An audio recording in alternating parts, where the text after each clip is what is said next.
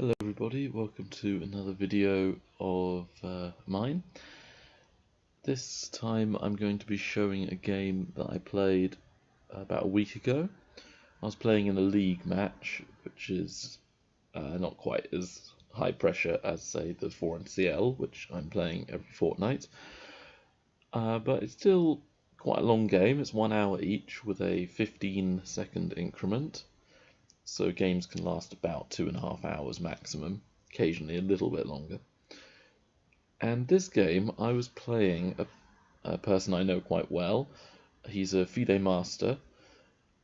Bobby Bunny is his name on Lichess, but his English, his real name, Bob Eames. Very, very strong player. He's been an FM for quite a while.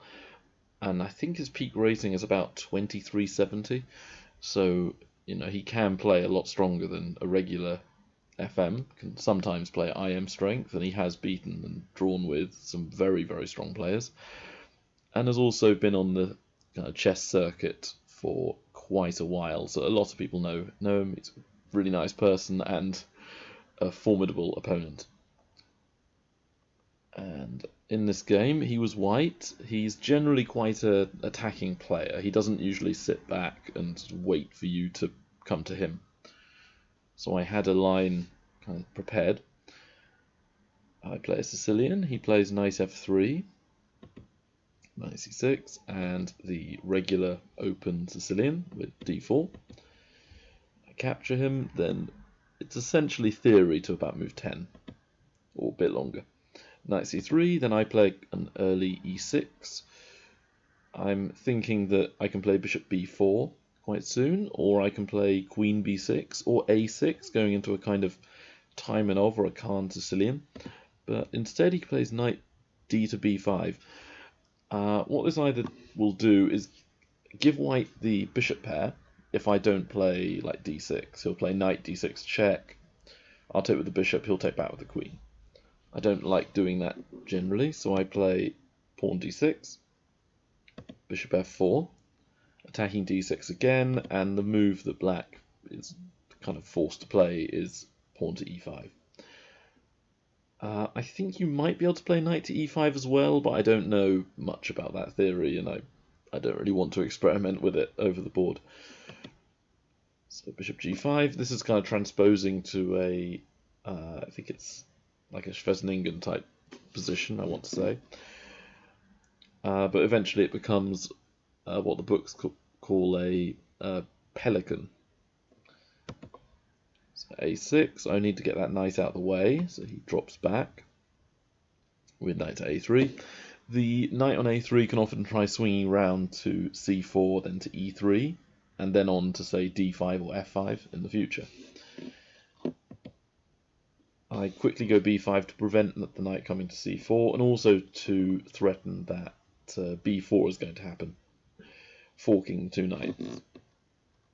This essentially induces white to give the bishop pair with bishop takes f6.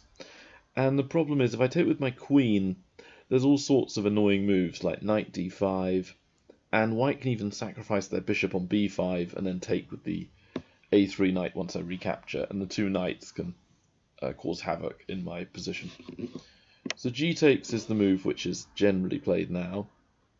Knight d5, so white avoids the b4 move, which would fork the knights. There's no reason for me to play it now, because then it would just help black come to c4 with their knight. Doesn't really make a lot of sense to me.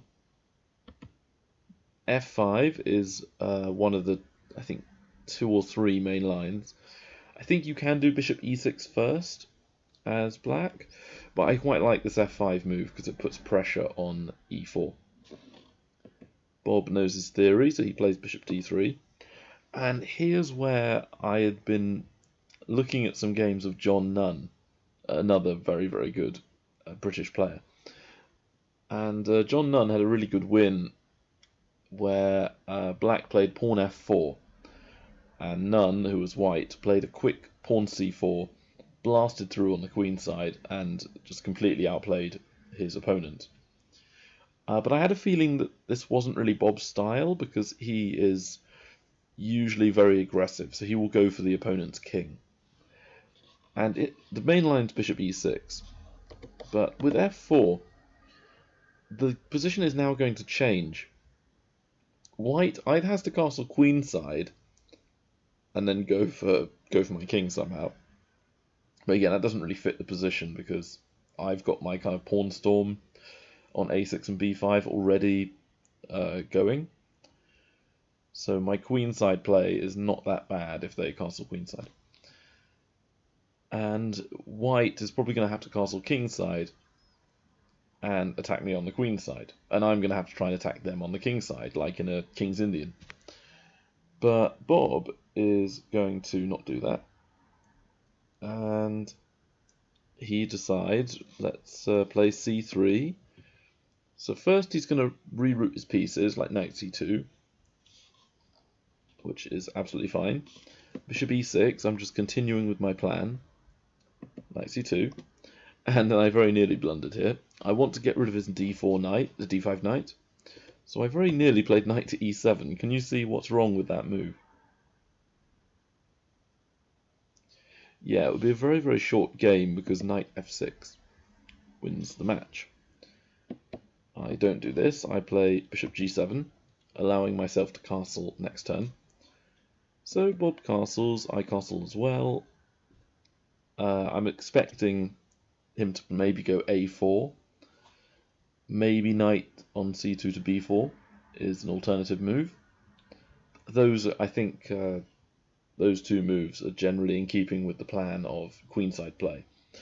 You could also prepare these moves with things like queen to e2 or rook c1 possibly, but I quite like a4 as a sort of direct, challenging pawn break. But true to his nature, Bob decides straight away he is going to hack me on the king side, and he's remarkably effective at doing this. So even though it's not quite the right kind of plan in these positions for white, it's still very dangerous, and I need to watch out. But I felt like at least strategically I was okay now. So quick knight e7, get rid of his knight, and if I can say trade off a couple of pieces, or maybe just swing my pieces over to the king side like I'm doing now, I don't think I'm in a lot of danger. And he played a surprising move. I thought that knight cb4 was good to reinforce the knight. The computer doesn't like this though. After the game, I don't think I'd have found this move. I was thinking of playing bishop takes. If I do knight takes, I just totally blundered e takes, and I'm getting mated on h7, or I'm losing the bishop. So bishop takes I'm not really a fan of. It loses the bishop pair, but it's okay, I think. I can do knight takes, which might be a bit dangerous, but I think f5 might be alright in this position. And I analysed briefly knight takes e7, queen takes, pawn takes, and then possibly something like rook f6.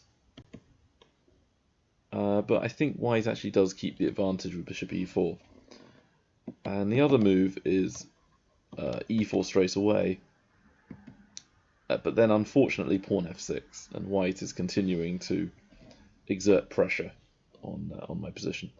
So if I take the f6 pawn, there's queen d5 check, and then queen takes e4, and I'm just having all my pawns be disconnected. But there's chances of me drawing in an opposite coloured bishop ending. A chance anyway. I'm not saying I would, but I could give it a go.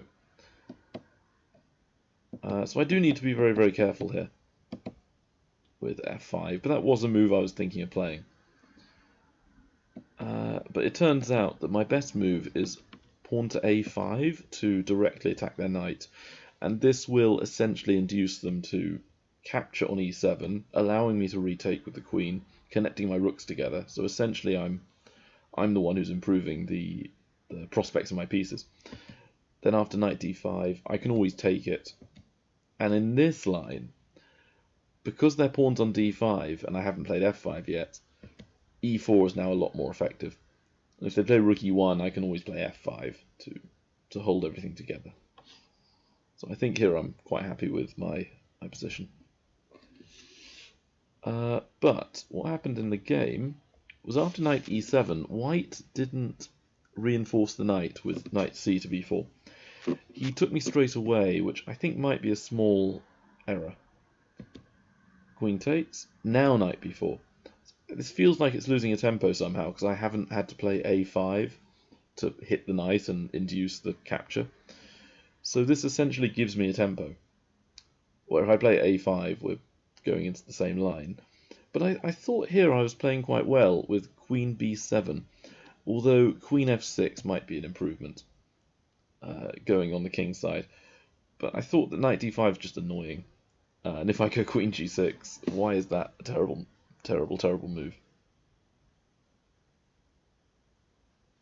Yeah, it's because the white knight will prove its worth with knight to e7, forking the king and queen. So I suspect queen h6 is maybe the best square for my queen. And I have the two bishops, that's worth something. But I don't know if it's enough in this closed up centre for my two bishops to be enough to get the game. And also, if I go queen h6, if white wants the draw, which, you know, Bob could want this, because he's beaten me a lot more than I've beaten him, but I think I won our last encounter. He could go knight c7, which would force me to relinquish control of my bishop pair. He could trade off opposite bishops. I've got slightly better central control, but I think overall this game might even be better for white after a move like pawn a4. And white's the one with the initiative on the queen side, which doesn't really bode well, because usually in opposite bishop endings, the side with the initiative is going to win, or has the best chances to win. It doesn't mean it's lost, but it just means that I may still have a lot of work to do. So I didn't do queen f6, although perhaps, you know, computer-wise it might be the best option. I decided to go queen b7 because this discourages knight d5, because I'm attacking it twice. Also, it controls lots of squares on the long diagonal towards their king, which will be useful in the future. And also it's a good defensive move as well, because, as you'll see later on, the queen can be very good defending laterally across the 7th rank. So if he goes knight d5, I was planning f5 now, because it attacks the e4 pawn, which is the one thing stopping me taking the knight. If he doesn't do anything, I could always take the knight later, and then push e4. So if he does a move like a3, now a5 could be very useful in this move, because it induces knight d5, and then I can go f5 again. So those two moves were an option, but instead he goes with g3. This move, I think, is designed to open up the g file, or the f file, and make better use of his rook. Which makes some sense, but I think after king h8, if he takes on f4, then I feel like the g file is better for me, because it's open and his king is on the g file, mine isn't. So I'd analysed, after g takes f4, I think I can go rook g8. If he gets greedy and plays f5, I have all sorts of very annoying moves, like bishop f6 check, king gets out of the way, and then rook g5 is very, very annoying, because if the queen were to move, maybe h3, I can play things like bishop or rook takes f5. The pawn is pinned to their king. So they've had a slight kind of mishap. Then my rook can go into lots and lots of places and do discovered attacks on their queen from my e6 bishop. So I think this is looking better for black, because white's queenside attack has gone nowhere. My kingside attack is starting to take effect, and I feel like I've got better prospects than him on the kingside. So in the game, after king h8, he prudently played f3, and this does kind of gain a bit more control over the king side. It controls e4 and takes command of the light squares. Rook g8. I need to keep improving pieces every turn. Line up with the king. Maybe I can still affect something here. Knight d5. Very good move from Bob, I think. The knight on b4 is doing nothing, so he needs to centralize the knight. And I think it might have been Kasparov who said that a white knight on b4 is like terrible, because there is practically no opening where the knight goes to b4. And he's right, because the knight on c2 normally goes to e3, not b4. But because I played pawn f4, it can't be done. So it's a very bizarre move, a white knight to b4. So you don't want it there, you want it to go to better squares. And once the knight's on d5, I continue with f5, still trying to break through and cause problems here. And there's a few options for white. Rook a d1 I thought was interesting, because this activates their final piece. And I could play a really quiet move like bishop f8, but that just looks too passive.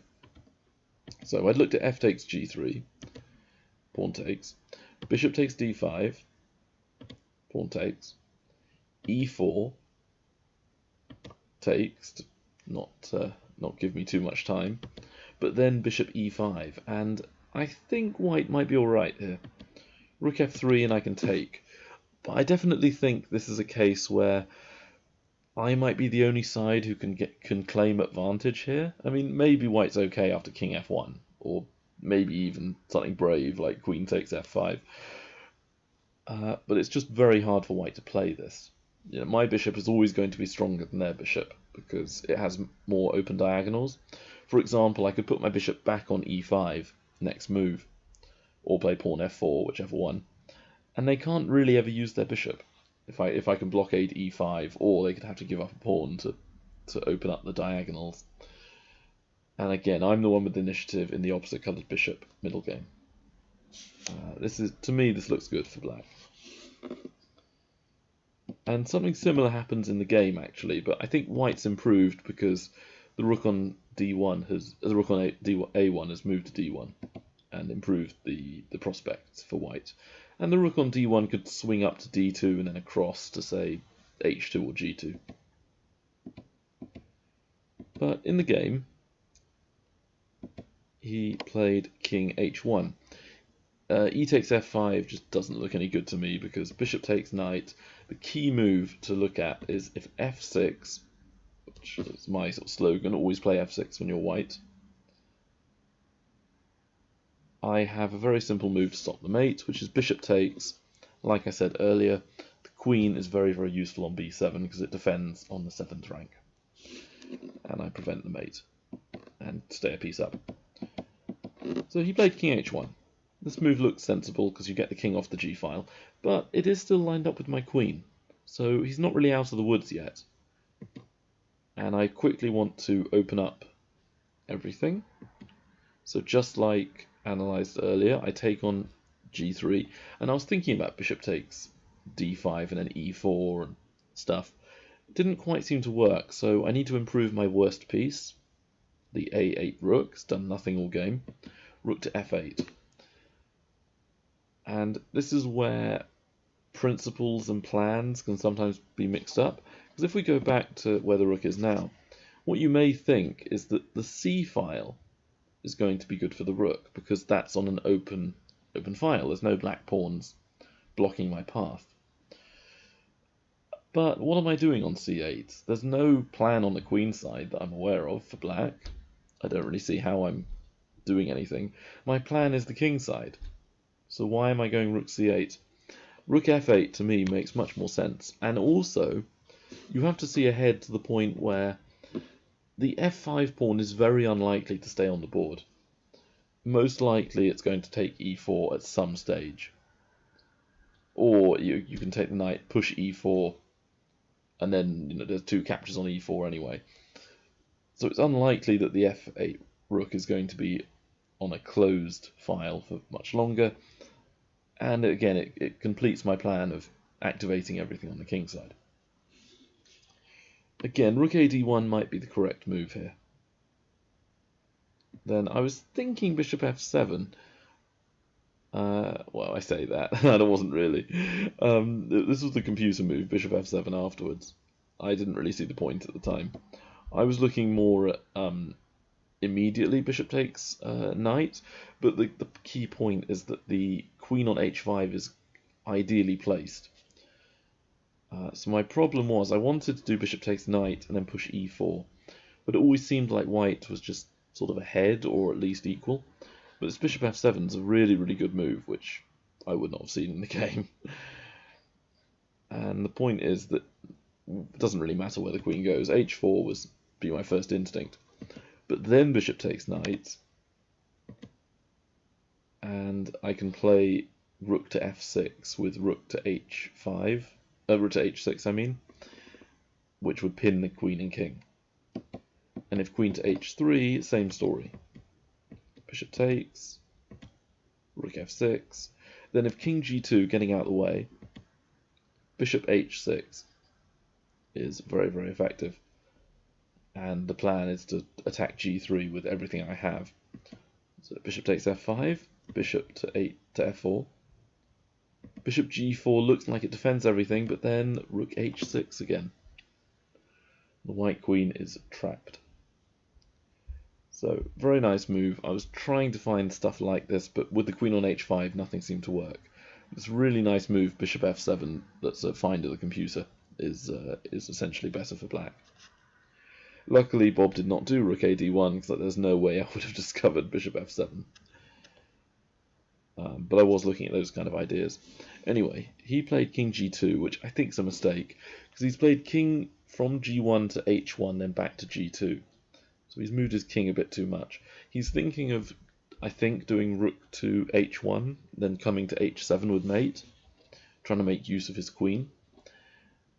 But I think it's a little bit too slow. After bishop takes d5, I don't think rook h1 is in time, because I can always go bishop f6. And again, prevent the mate. So he takes me, and I could do queen takes pawn, but I think I'm allowing too much initiative for white. Bishop takes f5, and I then have to play very, very carefully. And I might actually be objectively worse or even lost. If I play h6, that could be disaster because of queen g6 and then mating me on h7. So yeah, I have to play it very, very precise. I play e4, and again he pretty much has to take me. Bishop c2 is an alternative, but I don't really see, how that really helps white. At least taking me, he's material ahead. But again, the bishop is kind of blocked in on the light squares. So bishop e5, quick attack. Rook f3 by white, very good move. And I then spent at least 10 minutes here analysing this move. Because in the match, I was aware that if I don't do anything, I'm a pawn down, and his technique is surprisingly good for such an aggressive player. He can normally play the ending very accurately. So I don't think I can like swindle my way to a win. I kind of have to continue with the strategic theme of attacking the kingside. So after briefly looking at f takes e4, trying to open the game up, I wasn't really sure if I could do this because of rook takes f8, which is the annoying move. Then rook takes rook, bishop takes e4. I'm still the pawn down, I've got h7 being attacked, rook h1 is coming. And if I go rook g8, there's always moves like g4, which completely counter all of my attacking moves. So I didn't really want to do that move. If bishop takes e4, I might have a chance with queen g7 possibly, but I still don't think it's very good. So the other move that could happen is I could do queen g7 as well, trying to take g3. But again, there's rook h1, which is a bit annoying. And if bishop takes, king f1, and then it's just a real battle over who's better here. I'm not entirely sure, because both sides have designs on the king side now. And also white may be able to just get away with pawn takes pawn. Bishop takes, and again f6. Very, very annoying move. So if I move the queen to, say, a7, white can take the bishop at least, winning the piece. And if I do rook takes, my queen's overloaded. It can't defend h7 and the rook. So rook takes f6, and then if I take with the queen, queen h7 mate. So bishop e5 discovered check's my best option, but then rook g6. And I can't take with the pawn because I'm pinned. I take with the queen, I lose the queen to the bishop. So it's over, I've lost. That's why, after seeing these moves didn't work, I only really had one or two different moves I could really try. f4 allows g4, and then I've just sort of thrown away anything I had. So I thought, right, time to throw caution to the wind. Bishop takes g3. It's the most aggressive attacking move I had. It puts white on the defensive. And to be honest, even though I'm losing the bishop, their d3 bishop is so bad that, if I can gain the initiative and quickly, coordinate my pieces, it might be worth sacking the piece just to open the king. So rook takes g3 is essentially forced. I mean, they could have done king f1, but I just gained so much advantage, I think, with moves like f takes e4 and even pawn f4 might be good. So we traded, and I'd seen queen g7 check. Because if king f3 or king f2, I can take on e4 with the discover check from my f8 rook. And that looked way too good for him to allow. So Bob played a good move, king h2, rook g8. So again, his bishop is awful, and I've got queen g2 mate. If bishop f1, which is not the best move, deactivating pieces, can you see the mate in two moves that I have?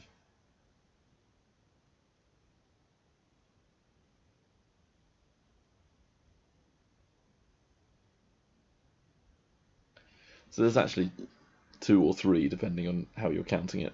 Queen g3 is the one I'd seen, and then queen g1. I hadn't bothered to analyse further than this, because having a mate in two is sufficient.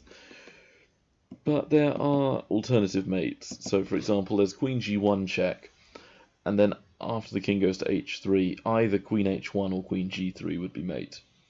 So you can do that too. Anyway, he plays, I think, the correct move, queen h3.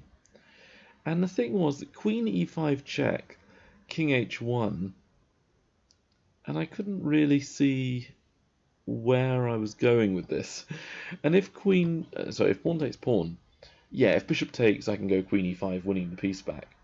But bishop e2, and again queen e5, king h1, there's not really a follow-up that I can see.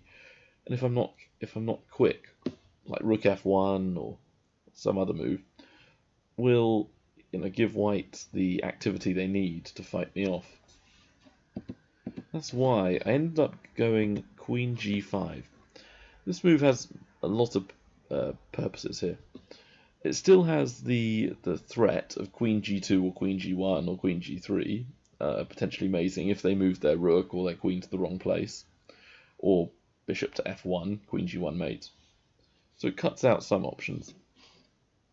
Queen f3 is a move, but I had planned rook g6, either mating them or winning the queen, and I don't really see what white does, apart from bishop f1, to go h3, but then queen g1 again, and rook h6, mating.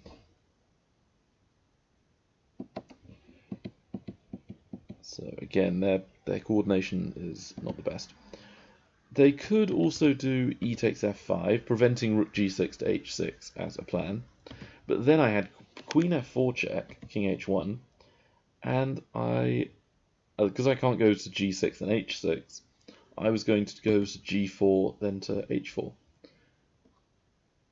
And what's quite nice is that if rook f1 to activate the rook and prevent rook h4 being that good, what would end up happening? If rook h4, we'd get a strange position where I would win a piece but still be worse. Takes queen, then rook takes, then f6. and it's just really complicated here. I can play king g8 and just about stop the pawn promoting, but I'm also, a pawn down. So rook f2 would just completely destroy my chances of winning, I think, or even rook f5. I mean, I don't know, maybe I'm a touch better, but I'm not really sure. And I don't want to try being too flashy and sort of trying to win d5 and then win with the outside passer or something. This doesn't look like I've got any advantage. So the move I was going to do, instead of rook h4, is the cunning move, queen g5.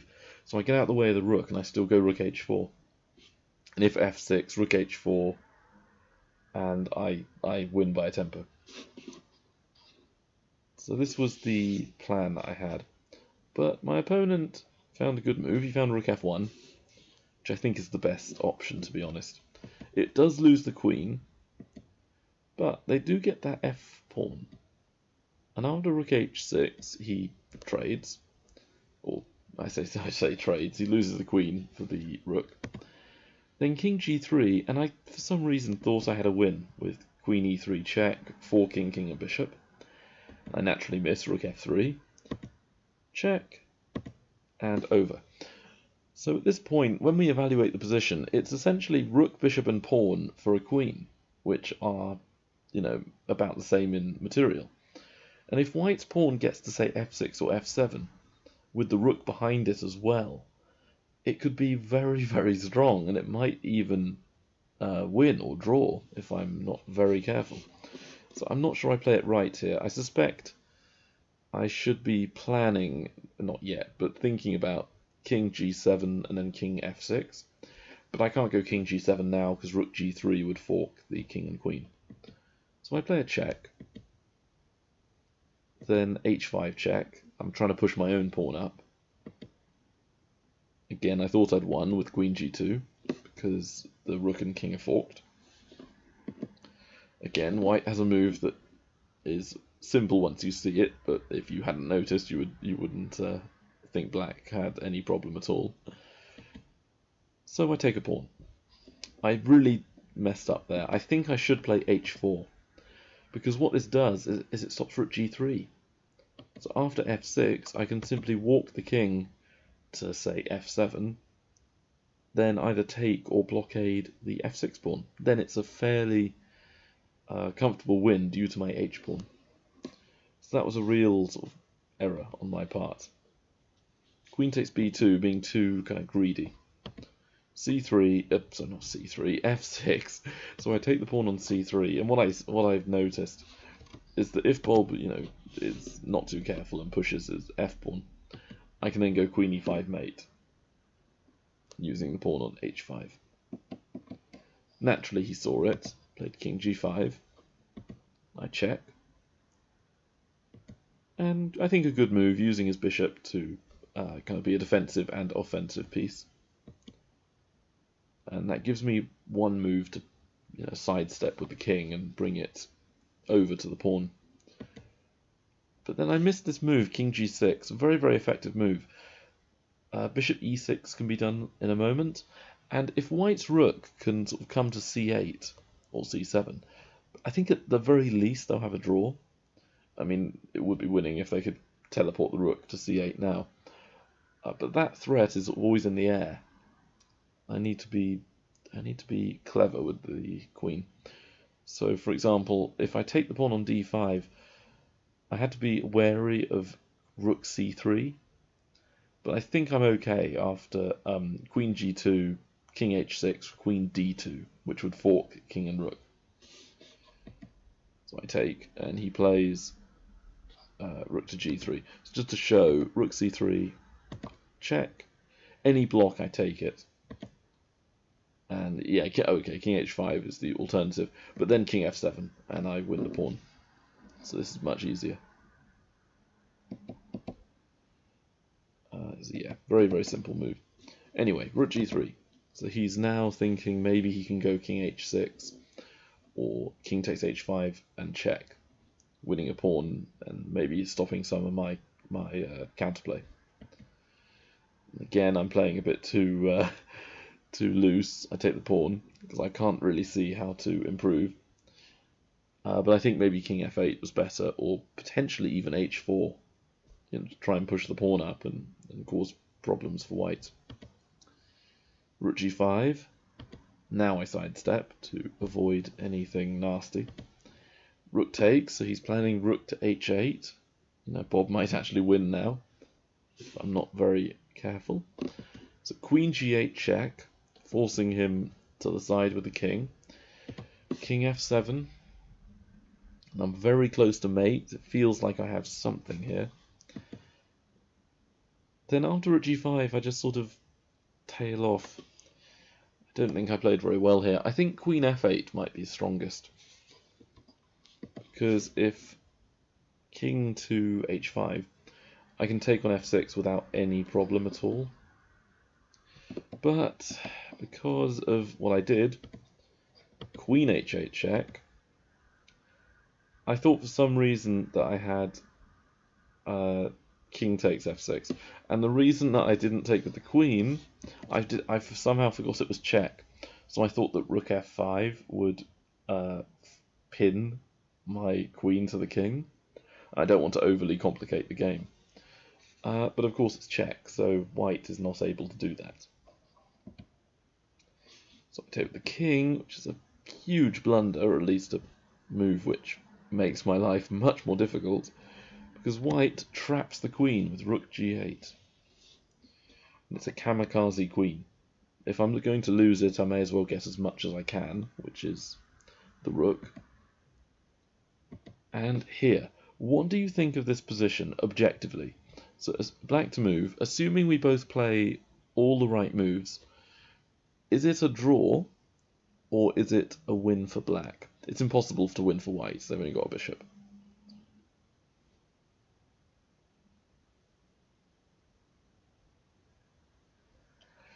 Alright, so it actually is a win for black because the white king is not in the right place.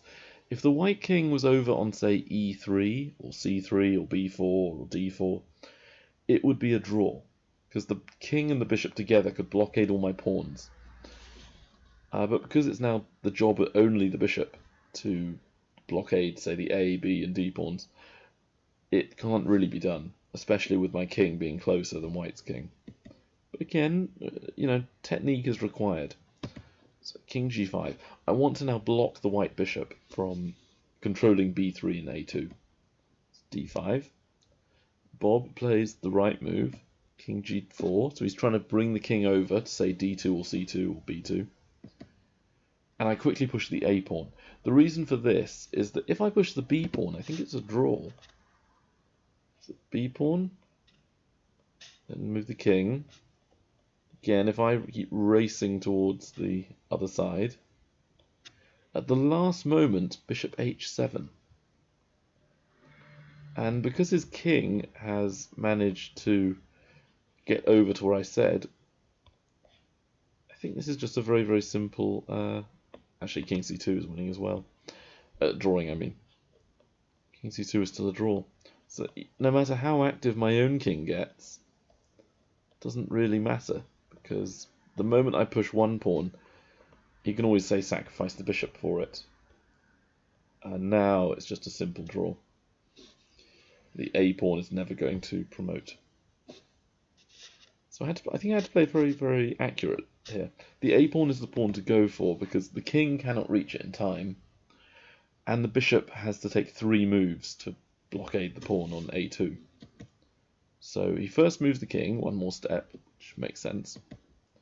a4. Now he has to move the bishop. That's the key point in my playing d5. If I hadn't played it, bishop a2 earlier, I think would have drawn. And if you'd have done it, immediately after I played king e5, I think I could have run my king to b2, or simply have pushed the a and b pawns together, and his king wouldn't have been able to get over in time. So it was just his king and bishop, which were both just not quite close enough. So a3, bishop to b1 is forced. b4, so if he does nothing and moves the king, I say nothing. If he moves the king to say e2 or e3, I push b3 and then a2. So he's one move out from getting his king to the right place. And even if his king was on c3, it would still be a win, because his bishop would be able to give itself up for the a and b pawns, but his king would be on, say, b2 or a1, and then I can win the king and pawn ending with my final d5 pawn. So in the game, he played bishop a2, and then winning what's the only move that wins for black. You can probably eliminate a lot of the moves, so it's really only a 50-50 proposition if you've never seen this type of ending before.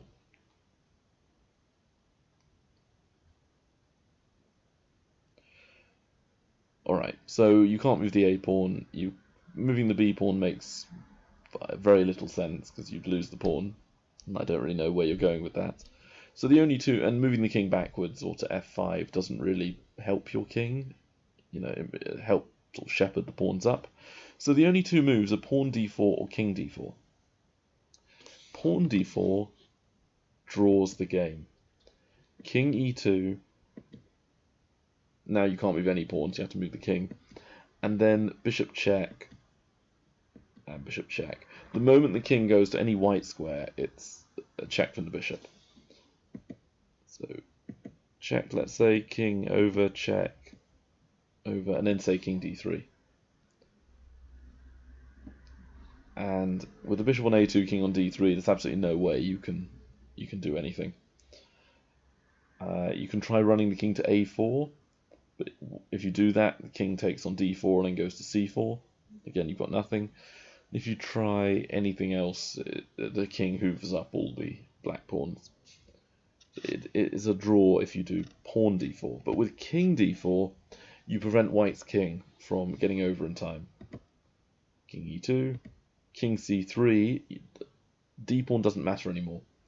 As long as you get one of the pawns to the end, it's enough. So bishop takes d5 is essentially the only move to try anything.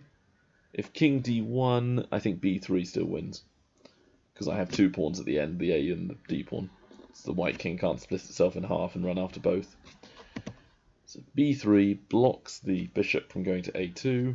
Nothing they can do to stop the a pawn. So he actually resigned. If bishop takes b3, king takes, their king is not nearly close enough to prevent the a pawn queening. If the white king was already on c1, it would be a draw. But even if it was on d1, it would still be a loss. So that was my game. I made it a bit harder than I should have done with my loss of the queen. I'm not entirely sure that my pawn f4 move early in the match to try and sort of fight on the king side and induce my opponent to have the wrong strategic plan. It's probably not the best idea, but I like playing I can't say the word now. I like playing psychologically when I know my opponent. And I felt like a lot of it was intuition, because the move bishop takes g3, which was the bishop sacrifice, I hadn't seen all the way to the end of the sequences, but I'd seen far enough ahead that I'd seen this queen g5 idea with rook to g6 and then pinning the king to the queen, and the fact that white's pieces were so kind of badly connected together that it was very hard to stop all my threats. So interesting match, I think, and I think that I'm fairly happy to have beaten Bob, because he's very, very strong, and I think he's higher rated than me as well on the English rating system, and possibly on FIDE as well. I never remember what his FIDE is, but as I say, he has been as high as like 2370, so a lot higher than me at the moment. My current rating is like 2180 or something.